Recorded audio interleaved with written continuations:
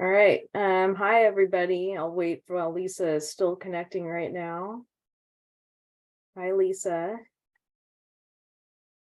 All right, so I guess I'll maybe wait a couple more minutes for, a couple people to join, but thanks for joining today. They asked me to do like a little I did an oak seminar for the public a couple months ago. So they asked me to do one for winemakers. And so I just took my presentation that I did for the public and I sort of revamped it for winemakers. So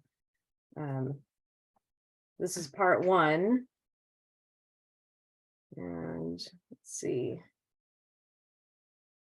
We got a couple more people. So yeah, maybe I'll just go ahead and get started. You guys all know me, I think. I'm a consulting winemaker with Barrel Down Wine Services. That's my business that I started in 2015.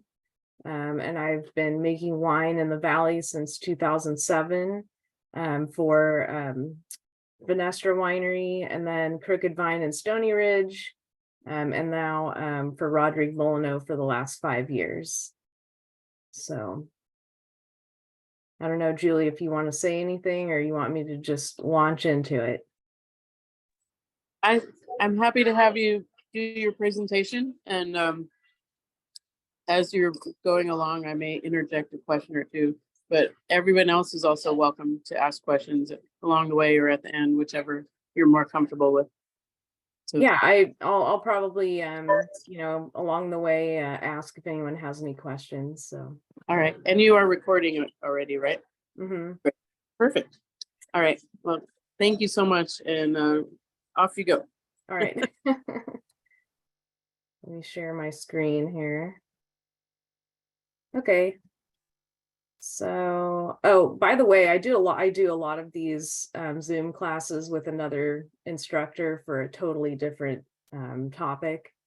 And I've discovered that if there's, when somebody's sharing their screen, the videos are sort of like all down the right side of the screen and it's kind of blocking part of the screen. If you want to get rid of that, there should be a bar, like a green bar at the top of your screen.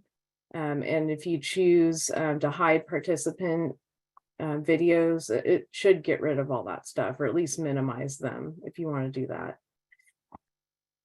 So here's what we'll cover today.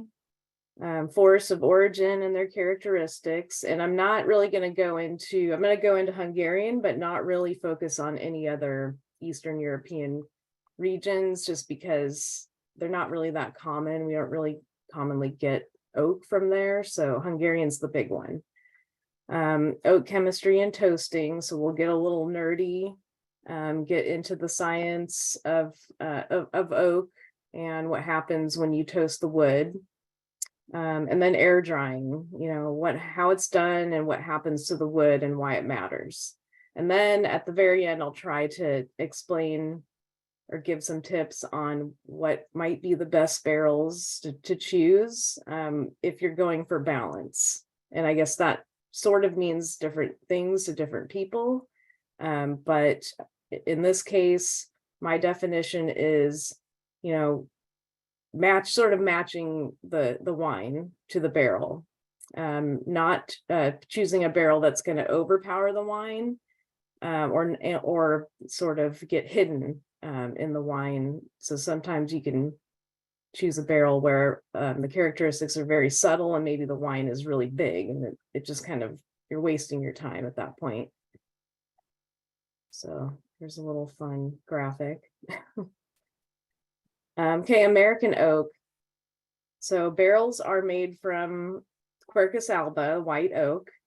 They're grown all over the eastern and central US, like Virginia, Pennsylvania, Minnesota, Missouri, and Appalachia mostly.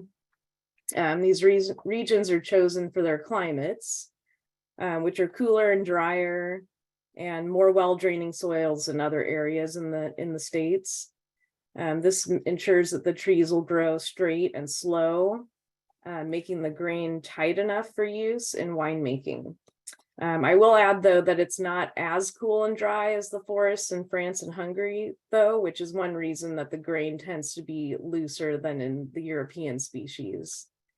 Another big difference between American and European forests is that most in the US are privately owned and controlled, whereas in Europe, the government owns and controls much of the land. They are grown similarly to the European species, which is really tall and straight, and with the branches pruned off except for the top several feet of the trees. So if you ever see an image of an oak forest that are grown for barrels, you'll see that just like the very top of the trees have any branches or leaves on them. This is to avoid knots forming. So, you want pure wood that's easy to cut or split. And then you're just leaving just enough canopy for photosynthesis to happen. They're considerably less expensive than European barrels, and that's due to, in American oak, there's something called tylose that forms in the wood. It's a structure that grows in the heartwood and blocks the xylem flow. So it's kind of similar to glue in a way. It allows the grain to stay together when it's cut. For this reason, American oak can be sawn rather than just split like European oak. When you can saw the wood, you can get more staves out of a tree per cubic foot. So that's one reason why they're less expensive. You can also save money on labor costs because it can be done by automated saws rather than human. European oak does not have the tylose in it, so when it needs to be split, more of the tree goes to scrap wood and for other uses. One of those uses, which we'll cover in part 2, is oak alternatives. Splitting is also done one split at a time, either by hand or hydraulic splitter, so a little more labor intensive.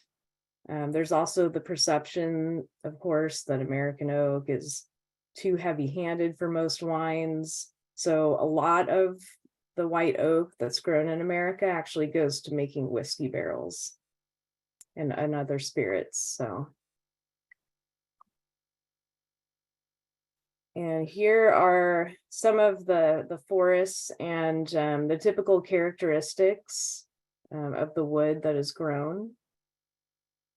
So this might be a good time for questions as you guys are looking at this slide.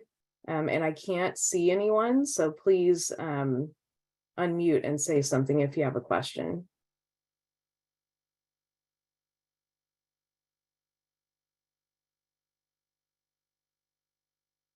So yeah, as you can see, the more tight-grained wood grows in Minnesota. And then Missouri has some of the biggest impact. So you get a lot of vanilla and spice and a lot of tannins.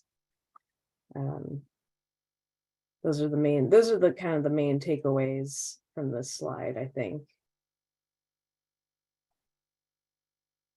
So here you can see what I was talking about as the difference between sawing wood and splitting wood.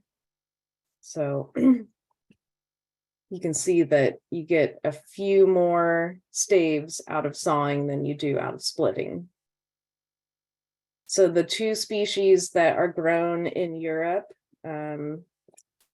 are Quercus robur, otherwise known as English oak, and Quercus petraea, otherwise known as Cecil oak. Quercus petraea is kind of viewed as the higher quality species due to its grain tightness and the resulting characteristics that you get from it. Both French and Hungarian forests are very carefully controlled by the governments, and not just for quality, but for sustainability as well. They're really big on sustainability over there, and they recognize climate change and all that stuff. And they've been really watching their sustainability for decades now. So here you can see how much wood for staves, you get. I counted 10 staves in the American oak versus 6 to 7 versus, in the European oak method of cutting. Another factor that adds to the higher cost is when a barrel is actually coopered in France, it becomes more costly to ship. Although nowadays, more and more French cooperages, have locations in the US, like for instance, Loire has their Charleroi line, and the Charleroi line is French oak, and they just ship the staves over, and it gets assembled in the US. So it cuts the cost down by like a couple $100 per barrel at least, but you're getting the same effect as you would from buying a pre-assembled barrel in France. Also in France, they're mostly grown in the northern forests due to optimum climates and soils there. European oak can grow with tighter grain than American on average due to the climate there. So that's one reason why they're so desirable. And here we have another list of, these are there's more growing regions than just these that I'm mentioning here, but these are sort of the more well-known ones, the bigger ones, the ones that most people in the wine industry get their wood from. And as you can see, Trancé is a tiny little forest within the forest of Allier. And that is widely regarded as one of the finest forests in the world for oak barrels for wine. Another highly regarded one is Bertrange, and also Bourgogne that's within Vosges. So does anybody have any questions at this point? Hey, Meredith, will you be able to share this presentation? I'm trying to decide how quickly and aggressively to be scribbling notes. Yeah, no problem. No problem. I can do that. Thank you. Sure. I'll just give you guys another minute here to look at this slide.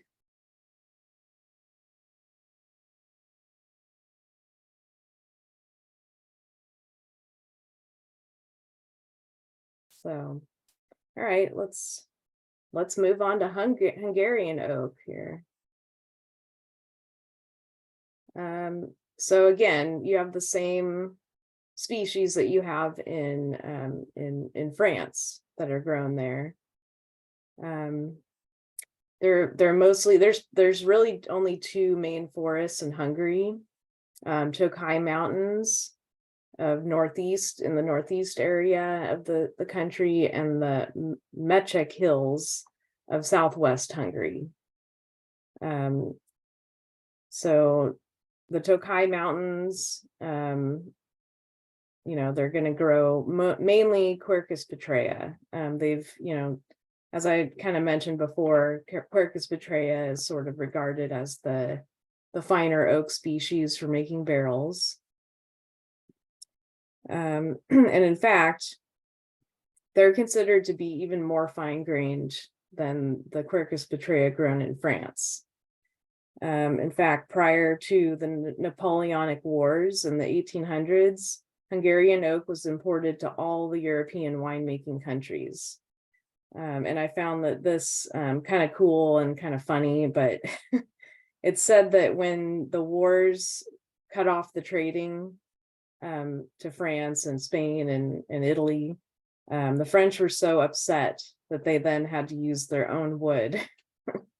So I found that kind of interesting. But now, that it forced them to focus more on the quality of the forests that they grow.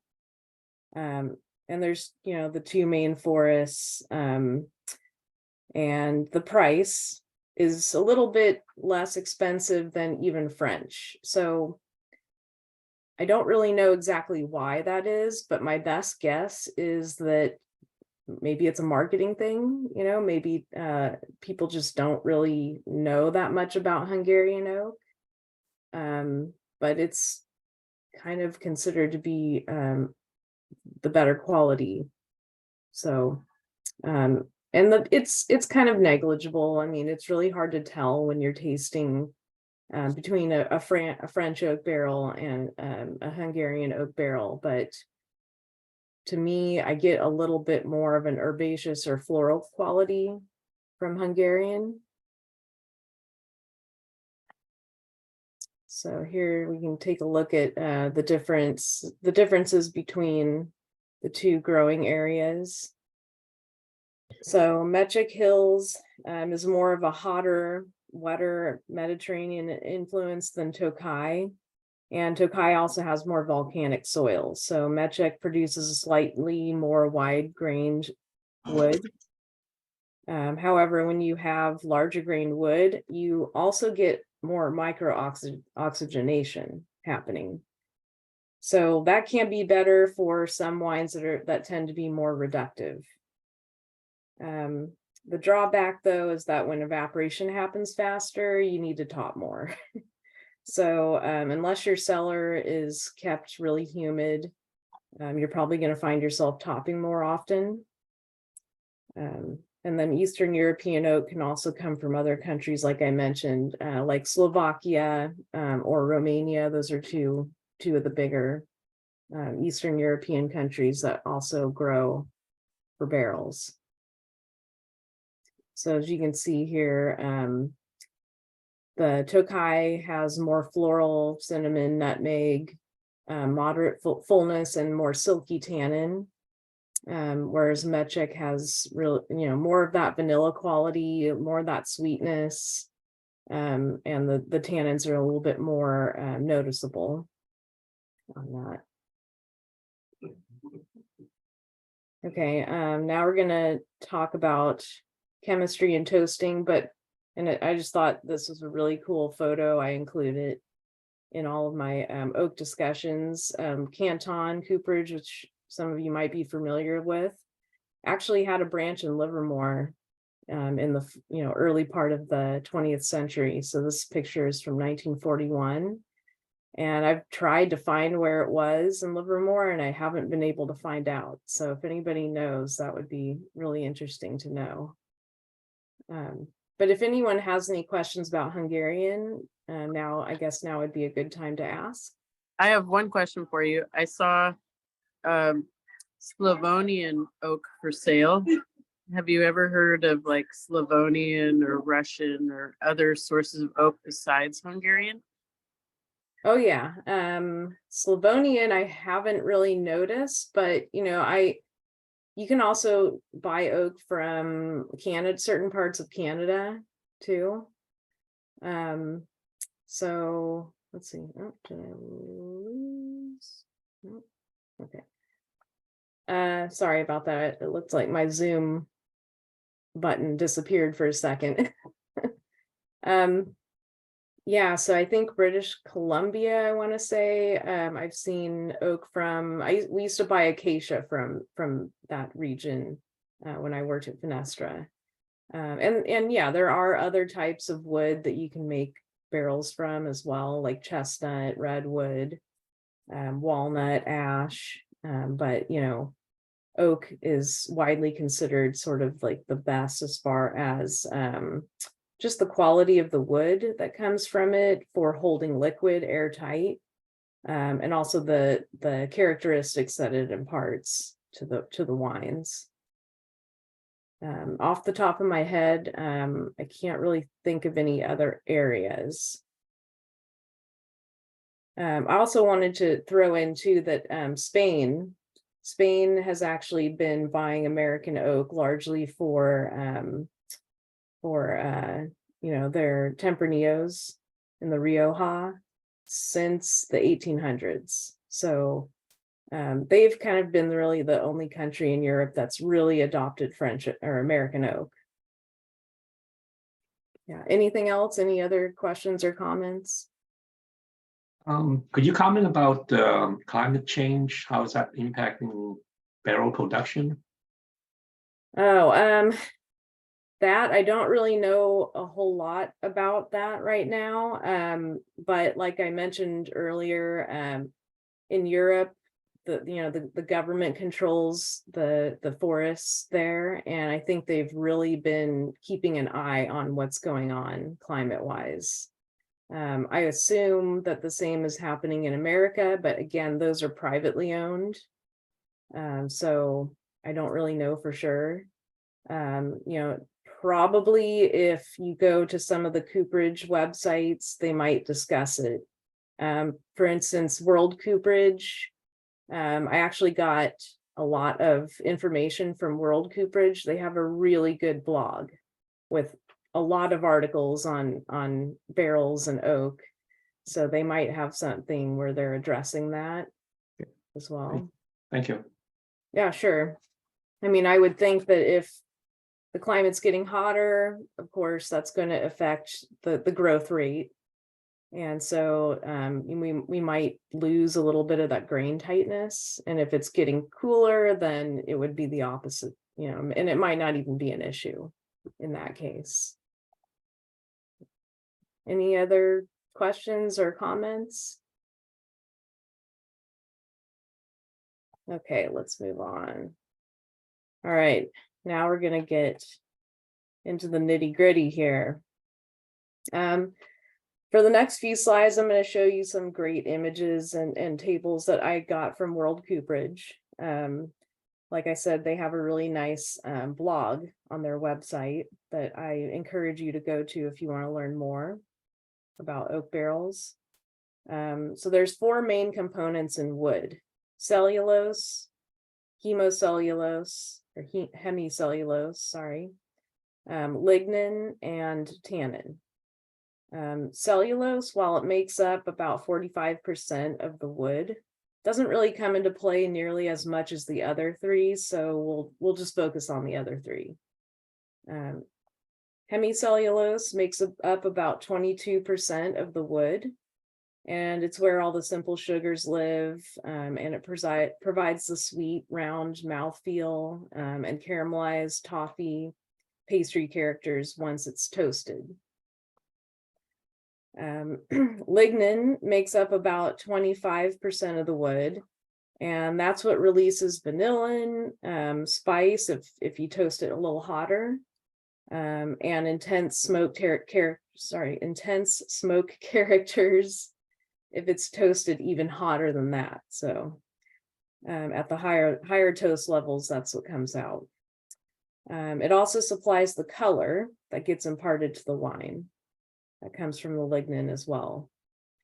And then tannins make up about only 1 to 10% of the wood. But they're a compound formed by trees to protect itself from predators.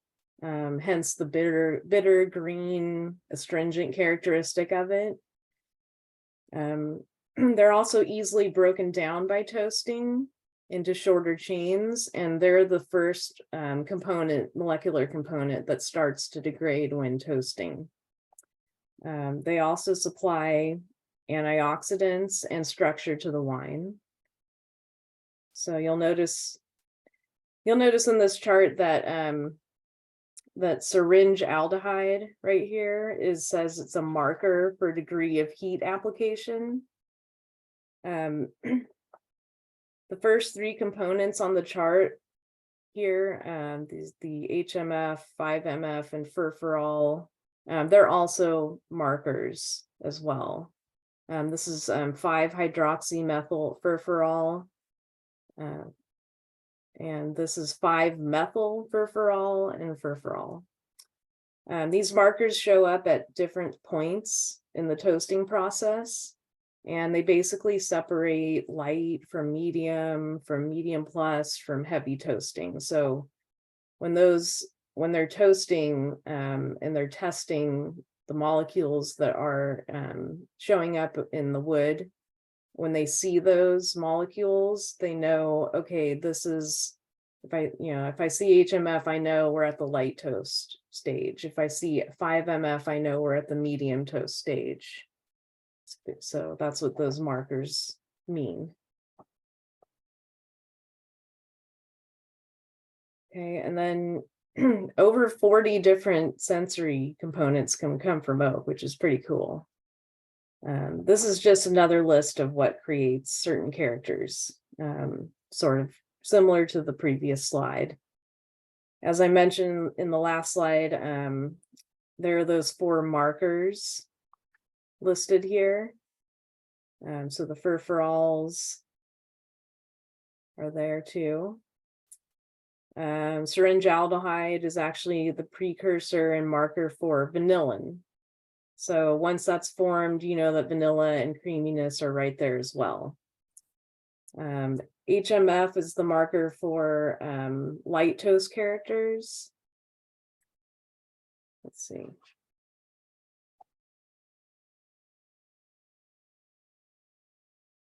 Okay, yeah.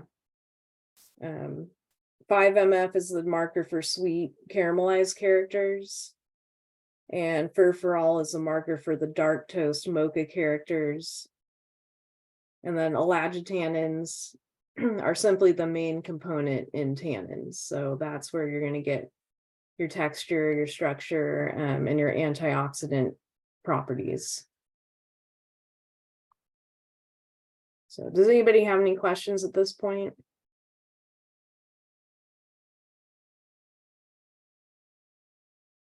Okay.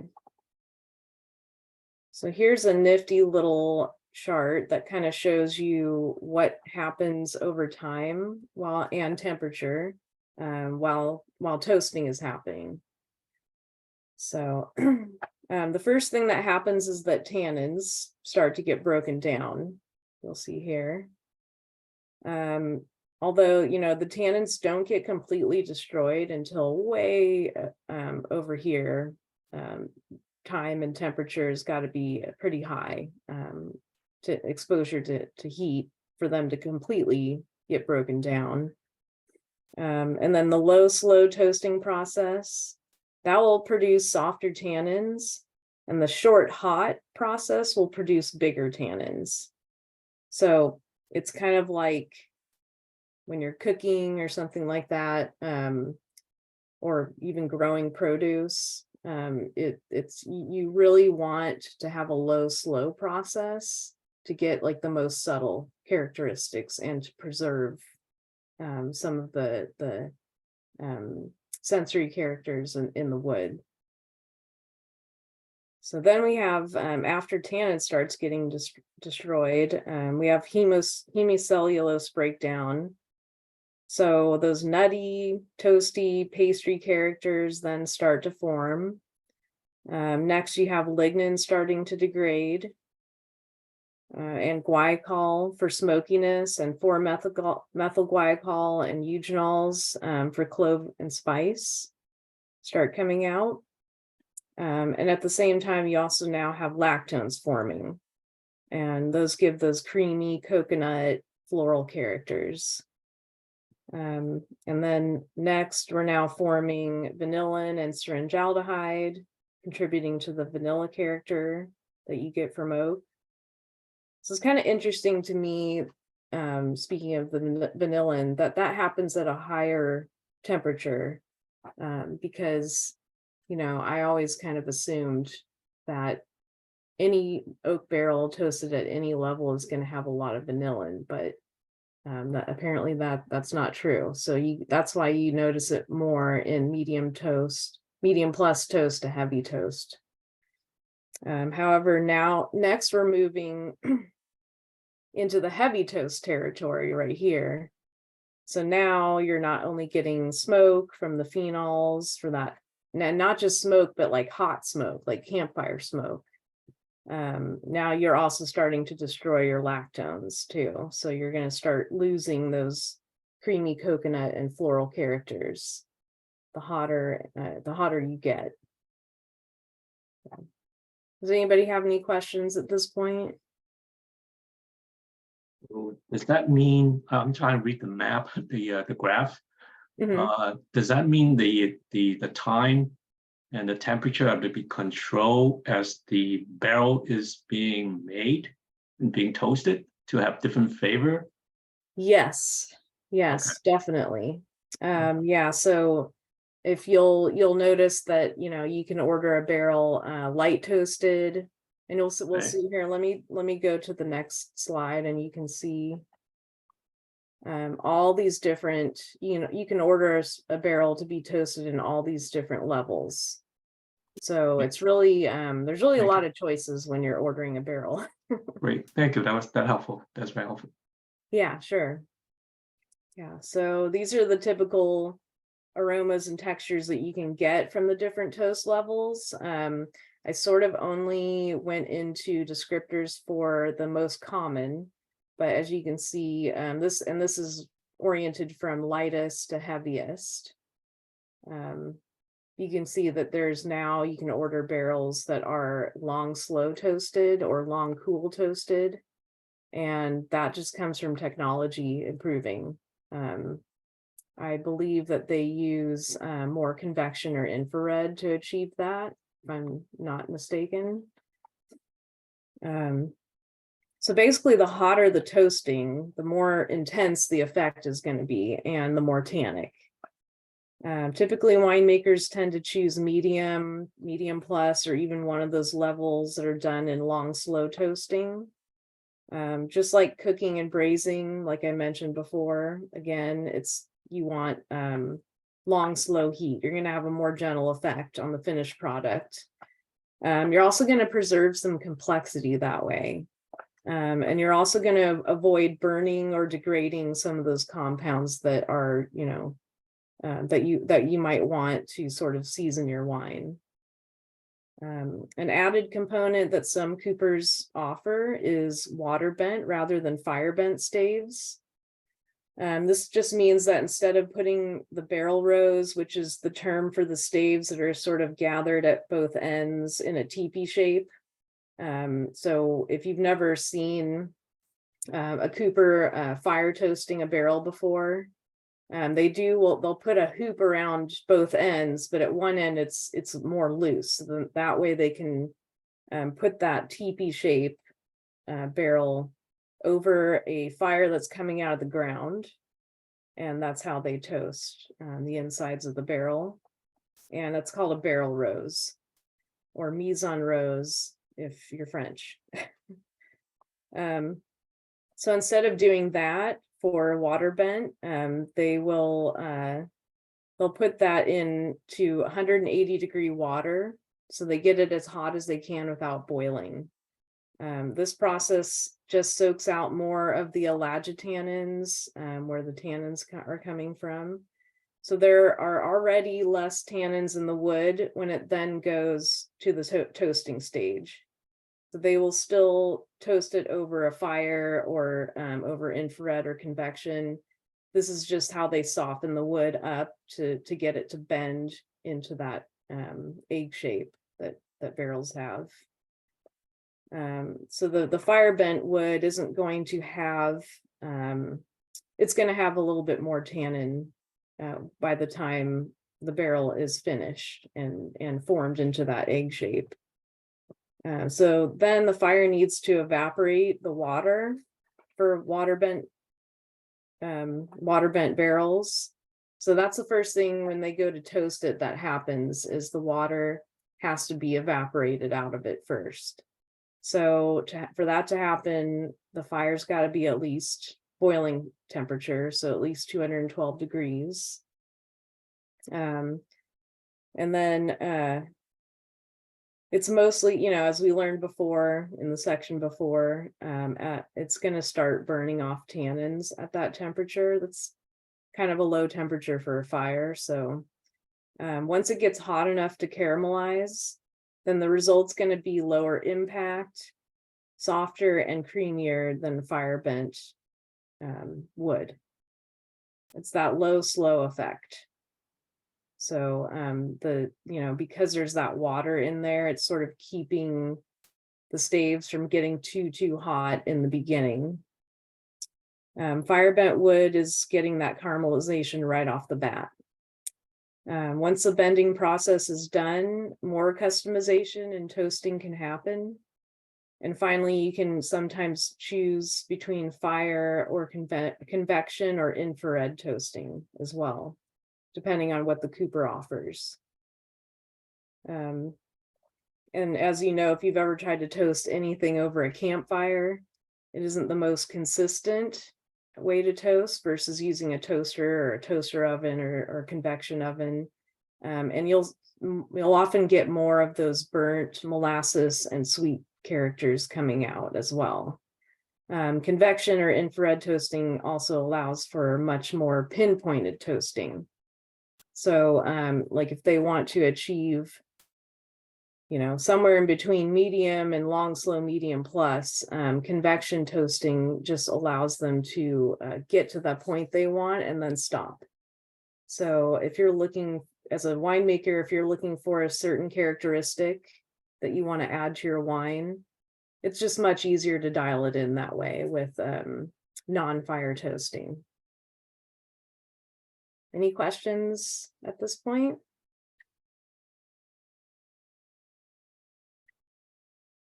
Okay, let's move on to air drying. So I found this photo on Kadar website, and this is what it looks like when they stack the staves for air drying in the yard. And this yard that Kadar uses is actually right next to the forest where they get the wood from. We'll talk about that, why they do that in a minute here.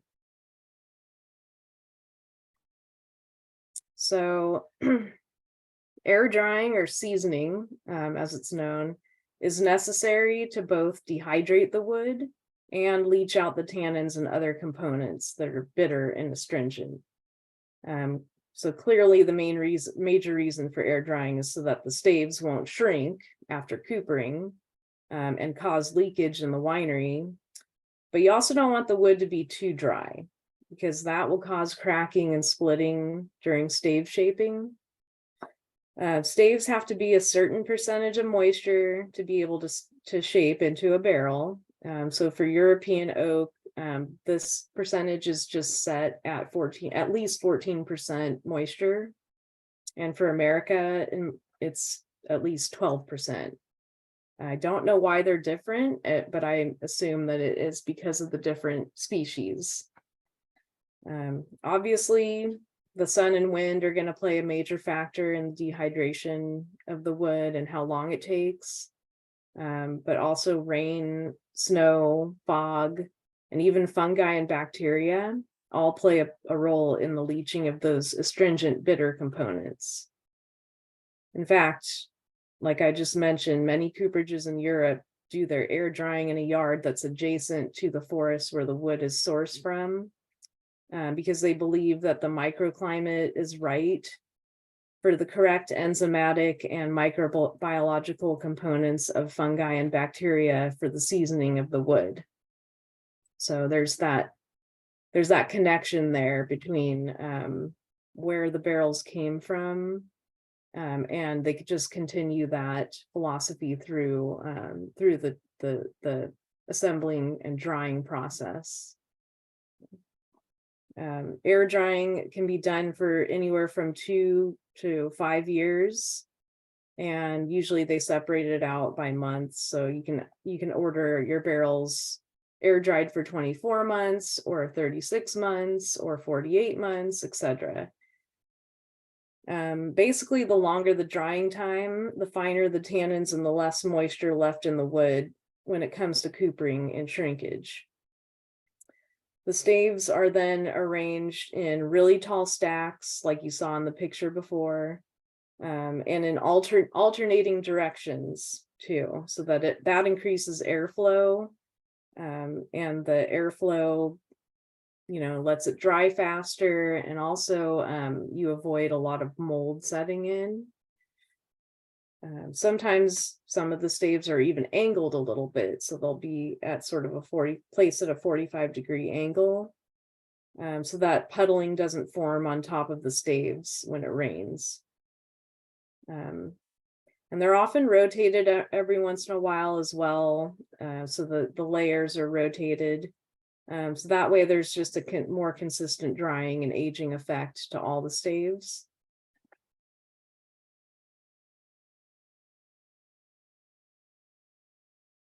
Okay, and then here, these are the sort of the differences between the shorter and longer. Like, why would you want shorter and why would you want longer? If longer is maybe considered more of like the fine, the quote unquote better result, why would you want only 2 to 3 year dried oak?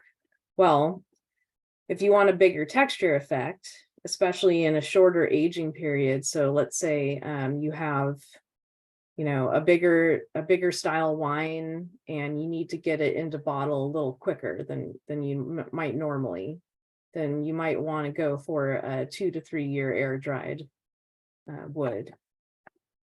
Another big Is there a factor is, difference I'm sorry. between, I see a lot of times they sell the 24-month versus the 36-month, but Uh-huh. rarely see the 4 to 5 years. Do you see a big difference between the 24 and 36 months? I do. I mean, again, it's just one of the many components that barrels can come in. One of the many factors that contributes what you're going to get from the barrel at the end of the day. But I guess I mainly buy from coopers that also offer the 4 to 5 year. 5 is something I've never really seen. 5 is probably only a few coopers offer that I've seen. It's much more common to find 4. And it costs a little bit extra, but I think that it makes for a little bit more fine tannin effect for the finished product. So to me it's worth it to spend the extra. I don't know, sometimes it can be anywhere from like $30 to $50 per barrel to get that 4 year air dry.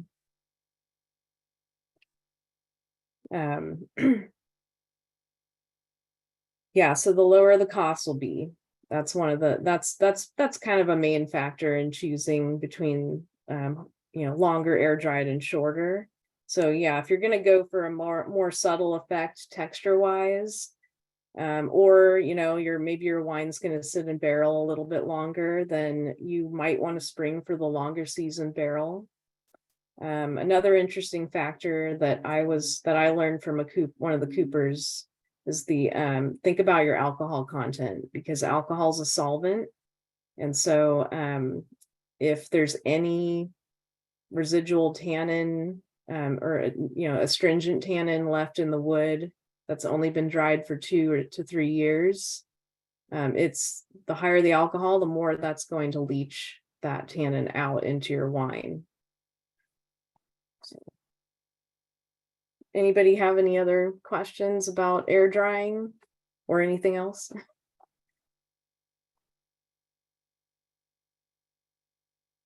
Do they ever dry any other way? I have read about kiln drying, but I think that is probably something that they either do for non-wine barrels or maybe they used to just do that in the olden days. I don't think that they want to do that anymore. It's that low slow thing. Low slow is the way to go.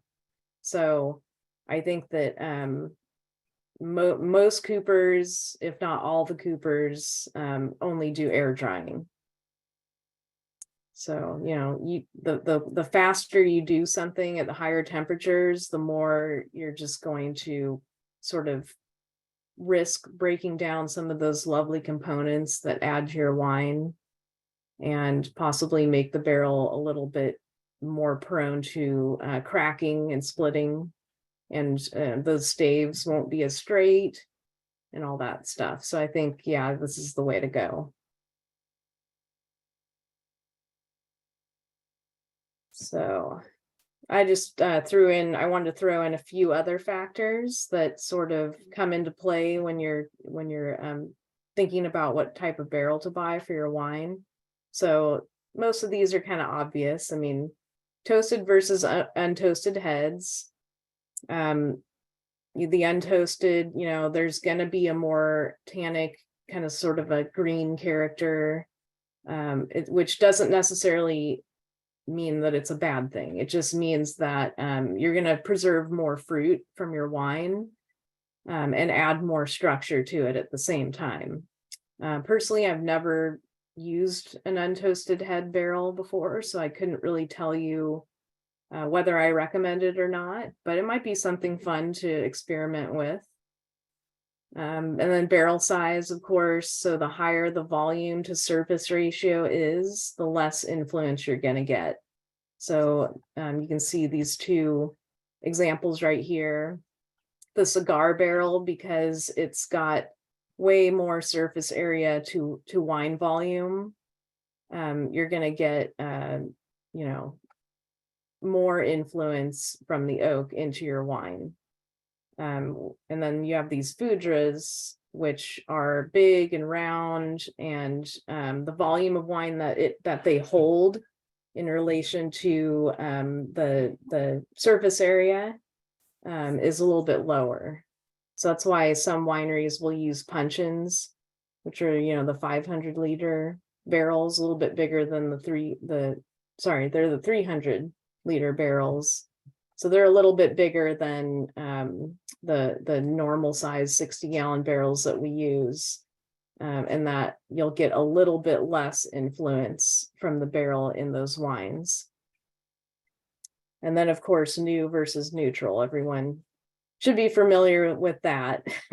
And after 3 uses, that barrel is considered now neutral, and either won't impart anything to the wine, or it'll impart just the most subtle character that you can get. You're still going to get some micro oxygenation from those barrels, but you won't really get anything else from them after that.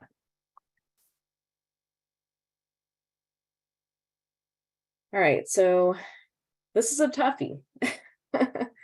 But there's a lot to consider when you're trying to choose a barrel for balance.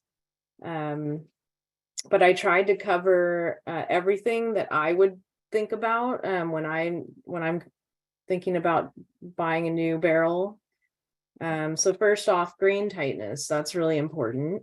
If you're making a big, bold, full-bodied wine, then Quercus petrea might get lost in it. It's a more subtle species of oak. So if, let's say, you're making a big old petite Syrah, I've tried putting it in French oak before, and you just kind of really don't get the barrel out of it. If you have a varietal that's both big and also tends to be reductive, you might want to try an American, like a Missouri or a Pennsylvania source. Maybe if you're going for French, you might want to try a Nevers, or for Hungarian, Mechik Hills, because again, those are the ones that have the wider grain to them. So that will sort of help with micro oxygenation in the barrel.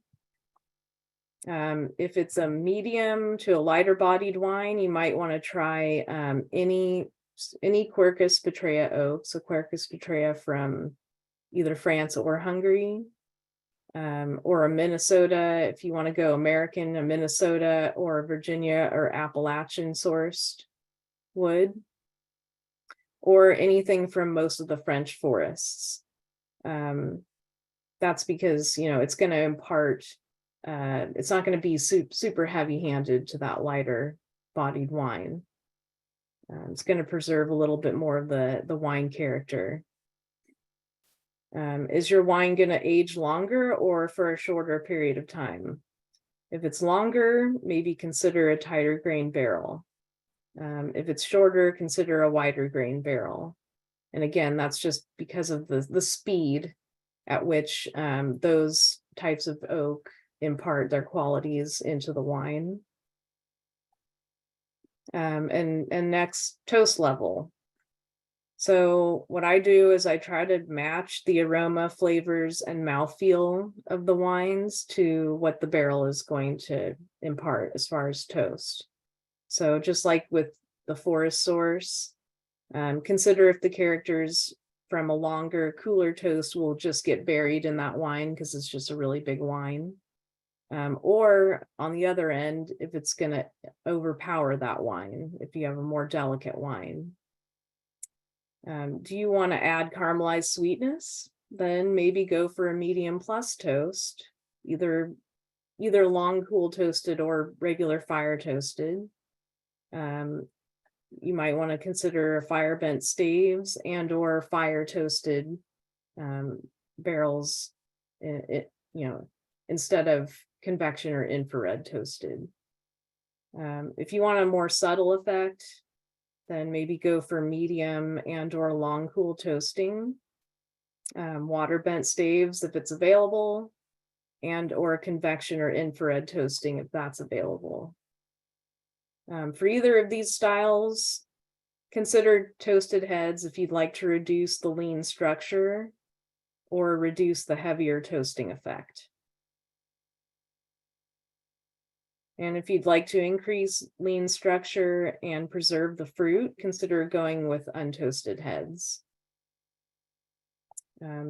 If you'd like to balance a light-bodied wine, then consider going with a light plus or a medium long slow to light toast with toasted heads and fire or convection toasting. What about natural grape tannin level? If it's already stiff, consider a barrel that's been toasted longer and hotter.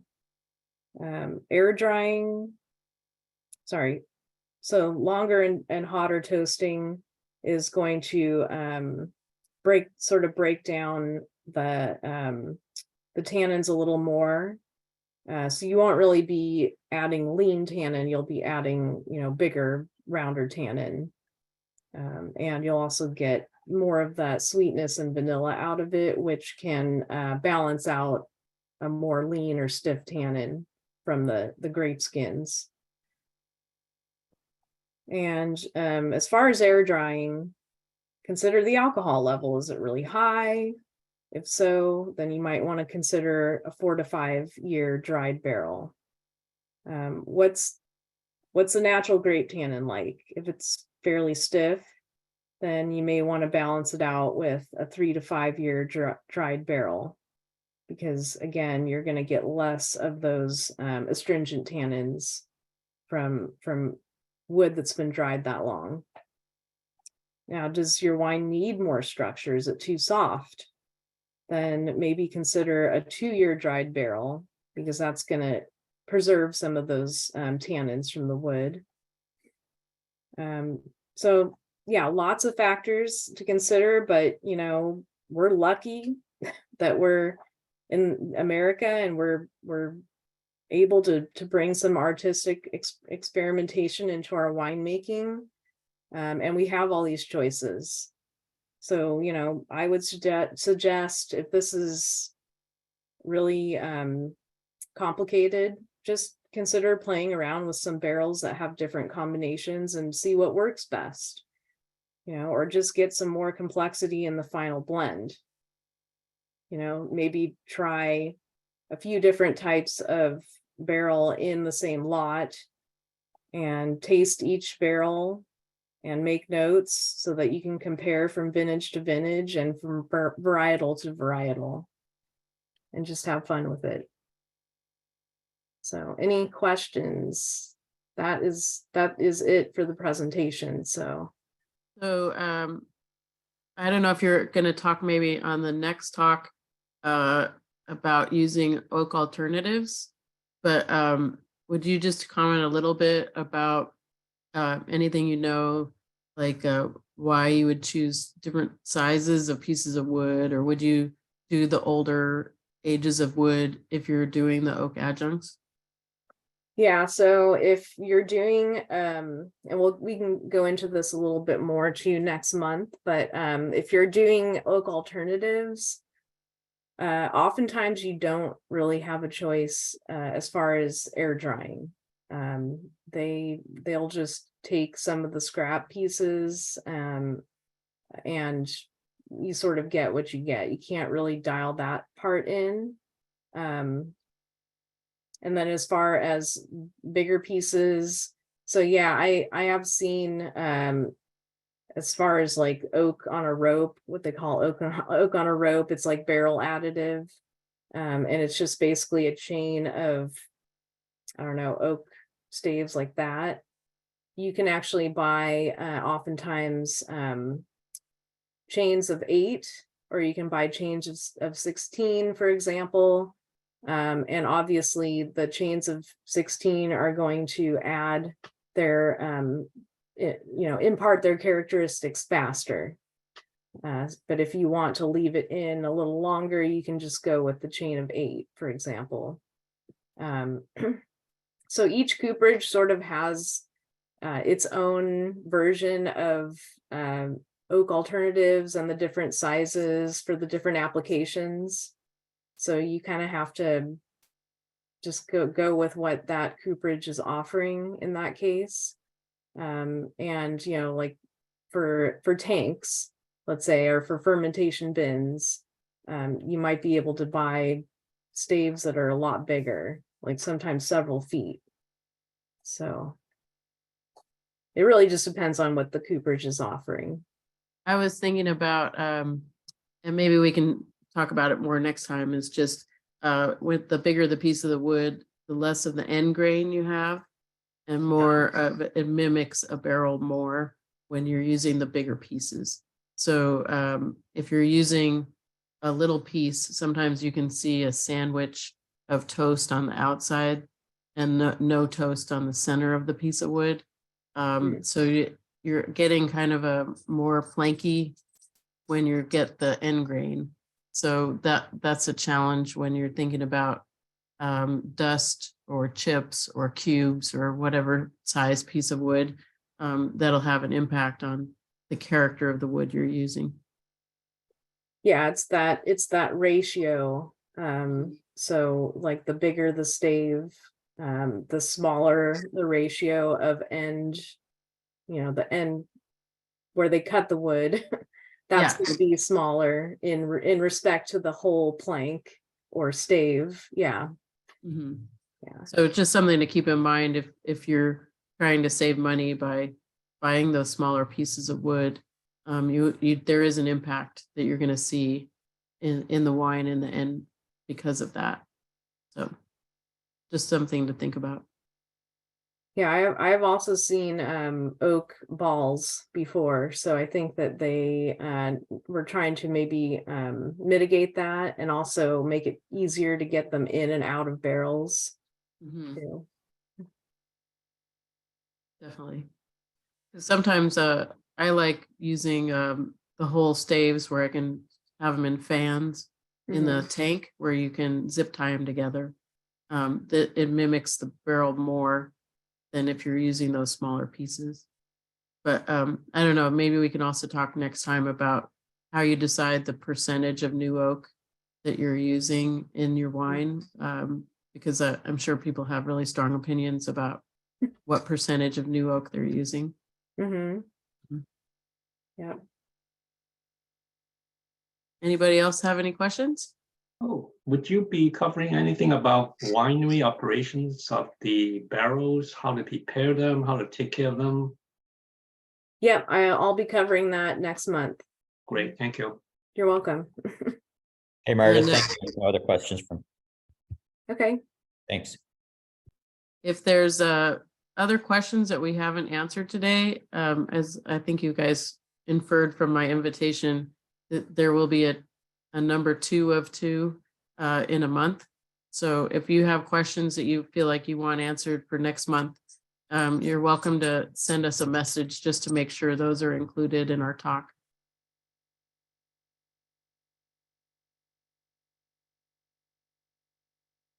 Okay. If there's no other questions or comments, then I can let you guys go. Thank you so much, Meredith. Another thing I wanted to bring up today is what I noticed is it's nice having somebody who's a member of the local wine community giving a talk instead of me. So I've already had somebody else interested in giving a talk. So if there's something that you would like to do, that you have knowledge and you want to share it with the group, we're happy to have you give a talk as well. So thank you, Meredith, for that. And but if there's somebody else in this group that would like to be a presenter, we're happy to have that happen as well. Thank you, everybody. Yes, thanks. See you Thank next you, time. Meredith. Bye. Have a good day. You too.